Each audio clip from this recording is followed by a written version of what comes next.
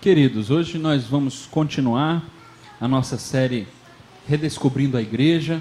Lembrando que esse é o mês de aniversário da nossa comunidade. Domingo passado nós tivemos um culto aqui muito especial, um pouco maior do que o de costume, mas porque tinha muita coisa especial acontecendo, recepção de novos membros, foi uma festa muito bonita. E nós estamos nesse processo aqui, desse mês, de redescobrir a nossa igreja local e a igreja de Cristo. De fato, essa imagem aqui, né, da série, diz muito sobre aquilo que nós queremos realmente transmitir com relação ao tema dessa série.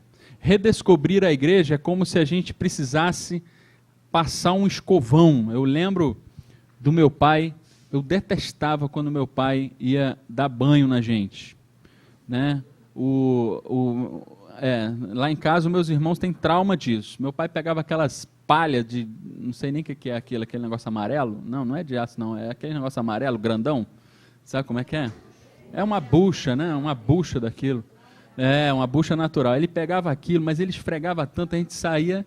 Se a gente tivesse sujo, a gente saía vermelho, porque ele esfregava tanto aquilo na gente, mas limpava, né? E a ideia é justamente essa, né? Que a gente pudesse pegar esse conceito, igreja, e ver o que de fato é a igreja. Vamos limpar toda a sujeira que durante séculos, né, foi colocado sobre esse termo, e vamos ver o que a Bíblia diz, lá no original, né? Qual era a ideia lá original da Bíblia sobre esse assunto, igreja. E aí para isso, a gente sistematizou usando algumas metáforas que a Bíblia mesmo levanta sobre a igreja. Então, a primeira metáfora, vocês lembram que o Clinton utilizou abrindo o nosso tempo aqui dessa série? Vocês lembram qual foi? Ele usou a metáfora do 1 Pedro 2, a metáfora do povo, um povo sacerdotal. Ele falou sobre isso. A Bíblia diz que a igreja é um povo. E ele desenvolveu um pouco esse conceito. Depois eu falei sobre a igreja como um corpo, né? A gente usou essa metáfora também que o próprio Paulo utiliza lá em 1 Coríntios 12, que a igreja é um corpo, né? Domingo passado, então, meu tio falou um pouquinho sobre também esse tema, sobre igreja. Ele falou que igreja é o quê? Vocês lembram? Ele repetiu tanto aqui, vocês lembram? É uma comunidade de pecadores convertidos, exatamente, com a pregação do Evangelho. Muito bem. Então, contribuiu muito com a nossa série aqui também. E agora, eu quero utilizar uma outra metáfora aqui. Eu quero utilizar a metáfora do santuário. A Bíblia nos diz que a igreja é um novo santuário. Será que a gente já conseguiu colocar aqui Tem que colocar o arquivo do Keynote ali. A igreja é um santuário. Quando eu falo um santuário, obviamente, vocês, né, já sabem que eu não estou falando sobre um lugar, um endereço. No entanto, a Bíblia usa essa metáfora para dizer o que é a igreja. E esse santuário pode ser, às vezes a Bíblia chama de templo, às vezes de construção, de um edifício, de uma casa. Então ela vai dizer, às vezes, por exemplo, que a igreja é a casa de Deus, ou é um edifício em construção, ou é um templo. Então tudo isso vai dizer, são metáforas daquilo que é a igreja. É evidente que agora, no Novo Testamento, nós vamos ver isso um pouco mais profundamente. Esse templo que se refere aqui, dizendo que esse templo é a igreja, não é um endereço, não é uma construção, mas são as pessoas, como a gente viu, um povo. E aí eu queria trazer alguns textos aqui sobre isso no Novo Testamento, só para a gente ver como essa ideia do santuário está presente no Novo Testamento. Veja só, Mateus 16, o próprio Jesus, conversando com Pedro, vai dizer assim, eu digo que você é Pedro, e sobre esta pedra edificarei a minha igreja. Qual é a metáfora que ele está usando aqui? Não seria de uma construção? Nós não estamos entrando aqui no mérito dessa questão teológica, é tão polêmica, o que é, sobre o que Pedro Jesus está falando que vai edificar a sua igreja. Os católicos vão dizer que isso aqui é a base para dizer que Pedro foi o primeiro papa, né, que sobre Pedro, então, foi edificada a igreja de Jesus. Mas nós não vamos entrar nesse mérito da questão, apenas para trazer para a nossa discussão aqui essa metáfora da construção. Jesus mesmo está dizendo que a igreja vai ser alguma coisa que precisa ser construída, precisa ser edificada. Depois, mais adiante, 1 Coríntios 3 vai dizer, vocês não sabem que são o quê? Santuário de Deus, e que o Espírito de Deus habita em vocês. Novamente, uma construção. Vocês, povo, são essa construção. Não de pedra, mas de carne. Aquele coração que era de pedra se tornou agora um coração de carne. Aquela construção que era pedra, agora não é pedra, não é uma construção, mas são pessoas. O que mais que o Novo Testamento vai dizer para a gente? 1 Timóteo. Saiba como as pessoas devem comportar-se na casa de Deus. E aí, casa de Deus, será que é comportar num endereço? Não, ele vai dizer que é a igreja do Deus vivo, coluna, fundamento da verdade. A igreja, povo, é a casa de Deus. Temos mais um versículo, e esse eu queria destacar um pouco mais. Ele diz assim, e aí os engenheiros já estão olhando aquela figura ali. Veja só que interessante esse texto. Efésios. Sois edificados, novamente a ideia do edifício, da construção, sobre fundamento dos apóstolos e profetas, sendo ele mesmo, Cristo Jesus, a pedra angular, no qual todo o edifício bem ajustado cresce para santuário dedicado ao Senhor, no qual também vós, juntamente, estáis sendo edificados para a habitação de Deus no Espírito. Talvez esse seja o texto mais completo sobre essa analogia da construção. E ele vai dizer que nós somos edificados sob um fundamento. O fundamento é aquilo que fica abaixo da casa que a gente não consegue ver, que se gasta muito dinheiro naquilo que a gente não vê. A casa tem fundamentos. Eu não sou engenheiro, eu sou pastor, mas eu sei que fundamento é aquilo que fica embaixo, não é o engenheiro? Né? Tira o pé, cai. Então qual é o fundamento dessa igreja, desse povo? São os apóstolos, os profetas. E ele diz também, não só dos fundamentos, mas ele fala que a pedra angular é Cristo Jesus. O que é a pedra angular, gente? Esse desenho ajuda a gente a entender. Cada pedrinha dessa é como se fosse cada um de nós. A ideia do corpo cabe muito bem aqui. Se você lembra que a gente falou que nós somos um único corpo, a nossa cabeça é Cristo e nós somos os membros. Aqui também existem várias pedras que formam um santuário, que formam uma casa. E cada um de nós somos essa pedra, que bem ajustados vamos crescendo, como a ideia de uma casa que está sendo construída, não uma casa finalizada, mas uma casa que está sendo construída. Vamos crescendo, tijolinho por tijolinho, vai crescendo, mas nós temos uma pedra, que é a mais importante de todas, que é a pedra angular. Então, pelo desenho, você já entende o que significa essa pedra angular. Eles iam colocando, então, por exemplo, para fazer uma porta, várias pedras, uma em cima da outra, até chegar lá em cima e elas precisavam se encostar. E eles precisavam usar escoras, até que se achava uma pedra no formato específico, diferente de todas as outras, para colocar ali. E essa pedra, porque não existia cimento, não existia nenhum tipo da engenharia, da tecnologia que nós temos hoje, era utilizada ali para sustentar todas as outras. Imagina se a gente tirar aquela escora dali, sem a pedra angular. Cai tudo. Cai tudo. Imagina se a porta já pronta e de repente se tira aquela pedra angular. Cai tudo. A pedra angular é que sustenta todas as outras pedras. Uma única pedra que sustenta todas as outras, que dá sentido a todas as outras. Essa pedra é Jesus Cristo.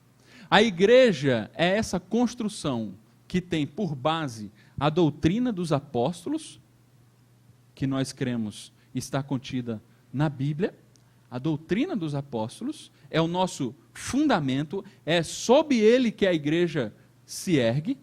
No entanto, nós temos também uma pedra angular, e essa pedra angular é Cristo Jesus. Vocês estão compreendendo até aqui? Cristo Jesus é a nossa pedra. No entanto, gente, essa ideia da construção, e quando Pedro e Paulo, o próprio Jesus, vai falar sobre essa construção, eles têm em mente uma construção específica. Que construção é essa? Que santuário é esse que ele usa como analogia?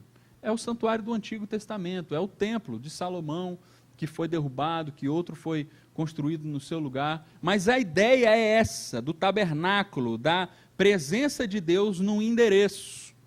É essa a ideia que eles têm na mente. Por isso, para a gente entender, assim, com profundidade, o que Jesus, Pedro, Paulo está querendo dizer quando ele utiliza essa analogia, a gente precisa entender o que é aquele templo e o que significava aquele templo lá do Antigo Testamento.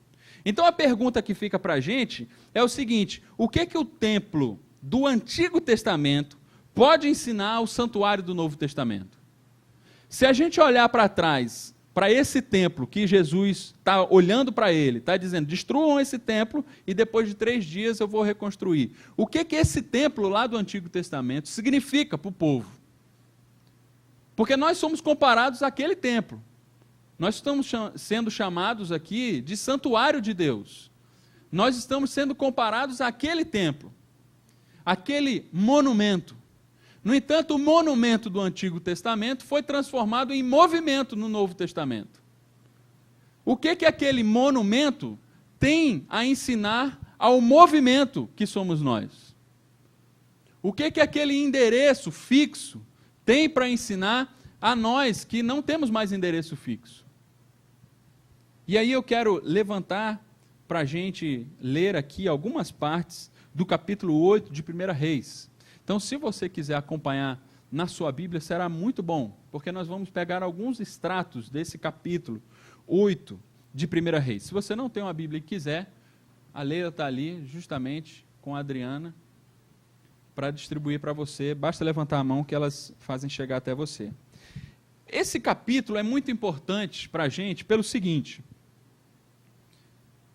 você sabe muito bem, né, até com a ajuda dos nossos amigos lá de São Paulo, que o templo que nós estamos nos referindo é o templo de Salomão. Quem foi Salomão, gente? Salomão foi o 3º rei de Israel. Seu pai Davi, muito rico, muito próspero, o rei mais poderoso que Israel já teve, o grande referencial da realeza de Israel é Davi.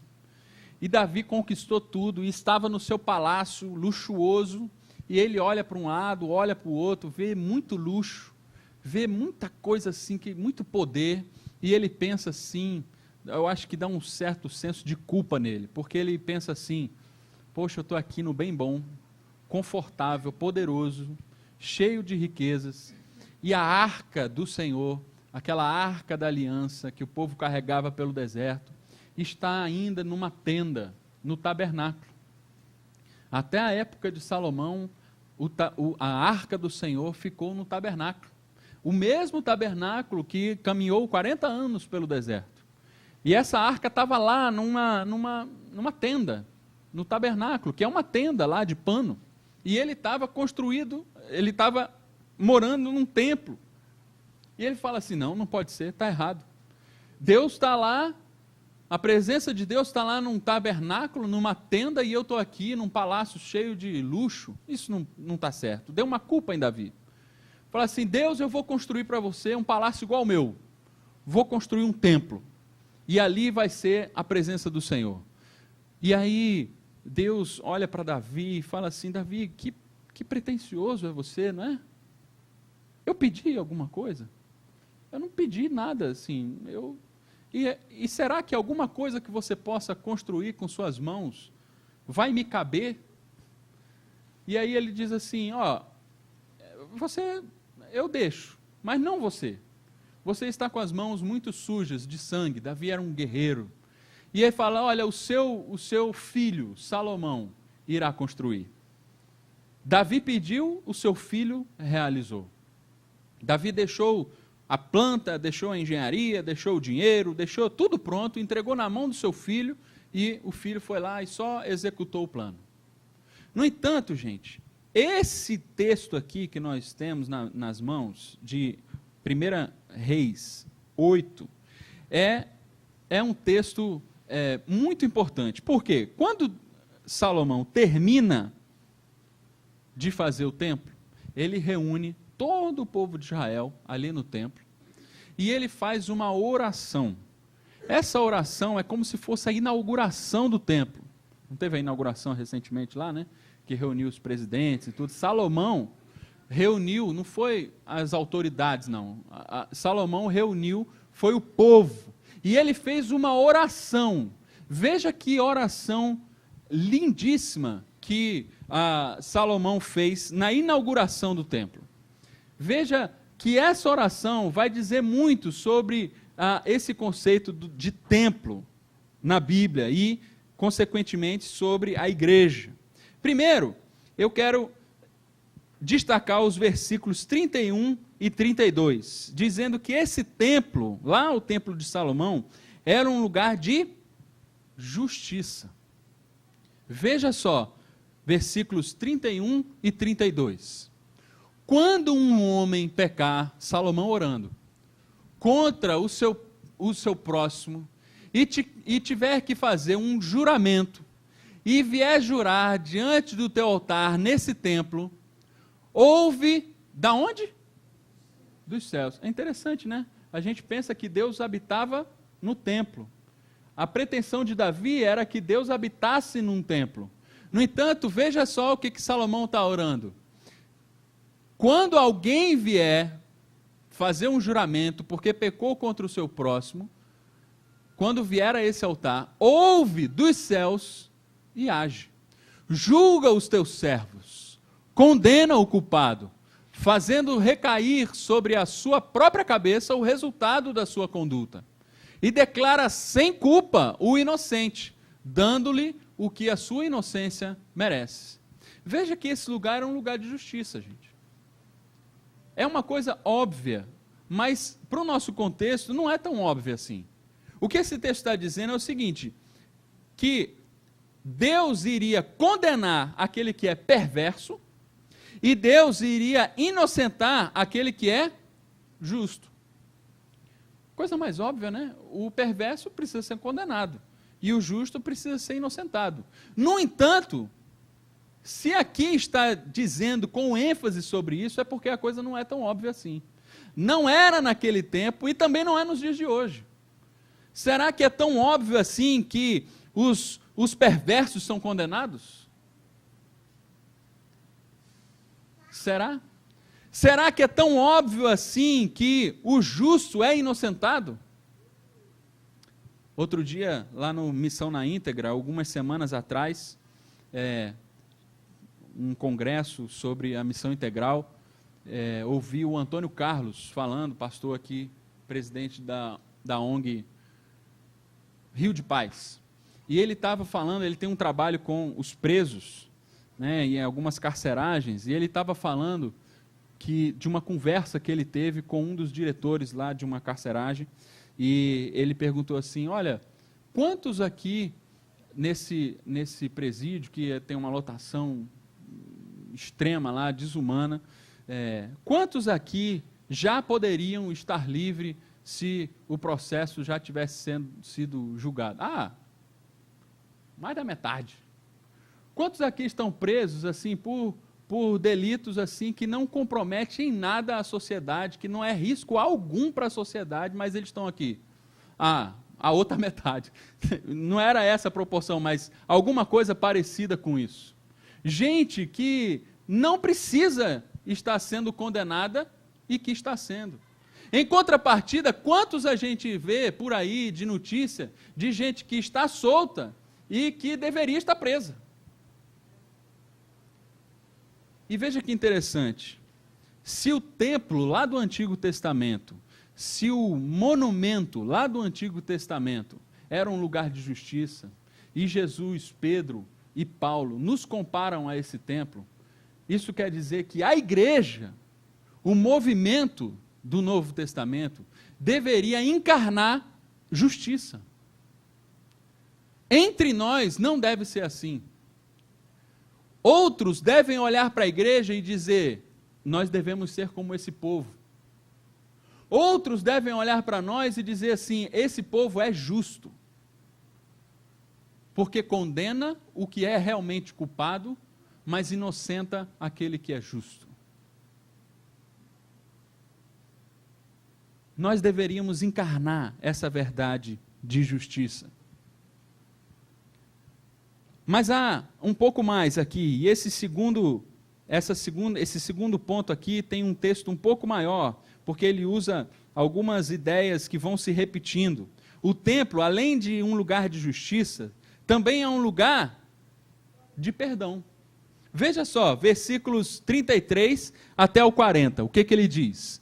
Quando Israel, teu povo, for derrotado por um inimigo, por ter pecado contra ti, e voltar-se para ti, e invocar o teu nome, orando e suplicando a ti nesse templo, ouve dos céus, novamente, e perdoa o pecado de Israel, teu povo, e traze-o de volta à terra que deste aos teus antepassados. A ideia aqui é de guerra.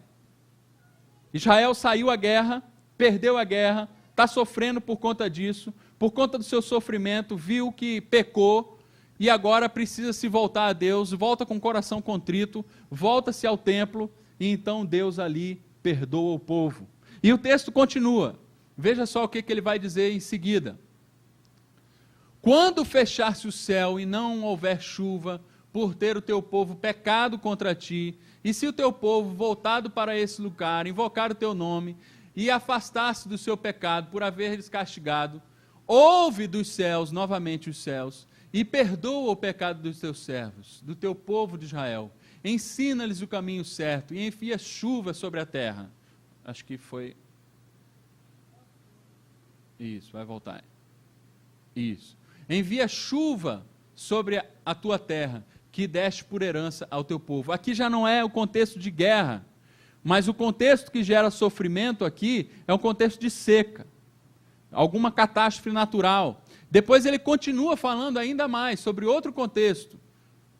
Ele vai dizer assim: quando houver fome ou praga no país, ferrugem ou mofo, gafanhotos peregrinos, gafanhotos devastadores, ou quando inimigos sitiarem as suas cidades, quando em meio a qualquer praga ou epidemia, uma oração ou súplica por misericórdia for feita por um israelita, por todo o teu povo de Israel, cada um sentindo as suas próprias aflições e dores, estendendo as mãos na direção desse templo,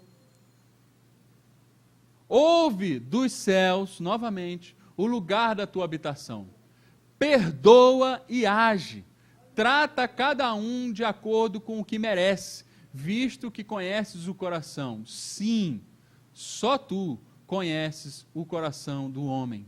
Assim eles temerão durante todo o tempo em que viverem na terra que deste aos teus antepassados. A ideia aqui é que o sofrimento do povo, causado pelos mais diferentes contextos, guerra, peste, catástrofe natural, pobreza, qualquer coisa, qualquer tipo de sofrimento, vai gerar no povo algum tipo de arrependimento, porque o sofrimento faz a gente reavaliar a vida. E quando a gente reavalia a vida, a gente vê que tem caminhos que a gente poderia ter feito melhor. E a gente se arrepende. E a gente volta para Deus. E naquele contexto ali, voltar para Deus é ir ao templo e pedir perdão a Deus. E então Deus, que está nos céus, não no templo, perdoa aquele povo. O monumento do Antigo Testamento já era um lugar de perdão. E se nós, movimento do Novo Testamento, somos comparados a isso, então nossa igreja deve ser um lugar de perdão. Na certeza de que só Jesus conhece o coração das pessoas. Só Deus conhece o coração das pessoas. É por isso que esse lugar aqui é um lugar de proclamação de perdão. Aqui precisa existir perdão. O contrário do perdão é o julgamento. E não é isso que a Bíblia diz. O fazer justiça, que foi o tópico anterior, não significa que nós temos direito de julgar as pessoas.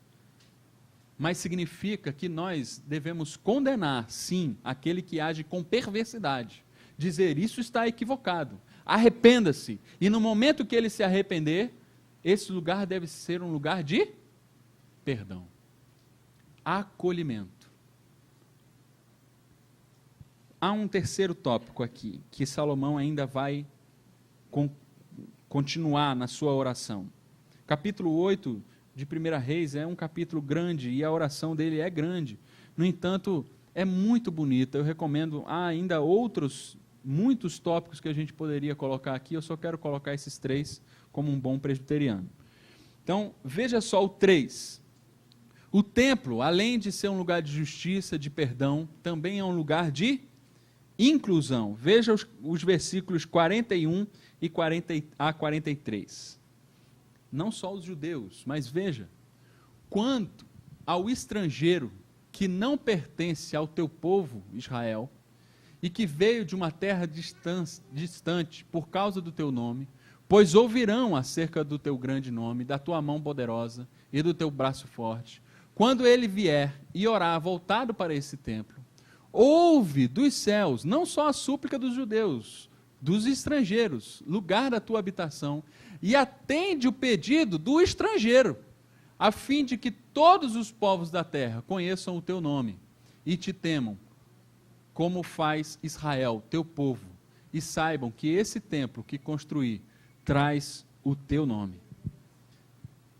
Veja que esse templo não é um templo só dos judeus, não é um templo só de Israel, não é um templo para atender às demandas e caprichos do povo de Israel, mas inclusive o estrangeiro, quando ouvir falar da mão poderosa do Senhor, e vier a esse templo e orar, um estrangeiro, um ímpio, uma pessoa descrente, olhar para esse templo e fizer algum pedido, Salomão diz, ouve dos céus e atende. Atende até mesmo o estrangeiro. Há aqui um lugar lindíssimo de inclusão no templo. A gente às vezes pensa que a mensagem do Antigo Testamento restringia ao povo de Israel, de maneira alguma. Qual foi o chamado do pai do povo judeu, que é Abraão? Qual foi o chamado de Abraão? Sai da tua parentela e seja bênção às nações. O chamado de Abraão não é um chamado simplesmente para o privilégio, mas uma responsabilidade de abençoar as nações, de ir até as nações, de ir aos estrangeiros, de proclamar aos estrangeiros a bênção que é ser um povo de Deus. Não é exclusivo, mas é inclusivo. O templo era inclusivo. Mais uma vez, se nós somos comparados a esse templo de Salomão, então nossa igreja precisa redescobrir a inclusão. Devemos ser um povo inclusivo. Até mesmo aqueles que não fazem parte do nosso arraial, vamos dizer, do nosso povo, precisam ser incluídos. Nós, como um novo santuário de Deus, como casa de Deus, precisamos ser uma casa hospitaleira, que recebe as pessoas diferentes, de outras comunidades, de outras religiões, de outra fé, de outra maneira de pensar aqui. E quando essa pessoa chegar e orar com sinceridade ao nosso Deus, a nossa prece deve ser: ouve, Senhor, a oração deste. Ouve a oração deste. Há aqui um ciclo de testemunha, um ciclo de missão. Que ciclo é esse? Veja só como o texto fala sobre isso. Eles ouvirão falar do teu nome. Então, porque ouviram falar do seu nome, eles vêm até o templo, e quando eles vêm ao templo, eles vão experimentar do Senhor, eles vão ver o que significa ser um povo de Deus, e então, novamente, eles vão sair para testemunhar. E quando eles saírem para testemunhar, o ciclo se reinicia com outra pessoa, porque então outros vão ouvir. Outros vão ouvir, vão voltar e vão vir aqui para experimentar. Depois que eles experimentam, eles vão sair em testemunha. Depois que eles saírem em testemunha, outros vão ouvir. Esse é o ciclo que a nossa comunidade precisa experimentar. Precisamos sair, nós que estamos aqui experimentando isso, precisamos sair e testemunhar às outras pessoas.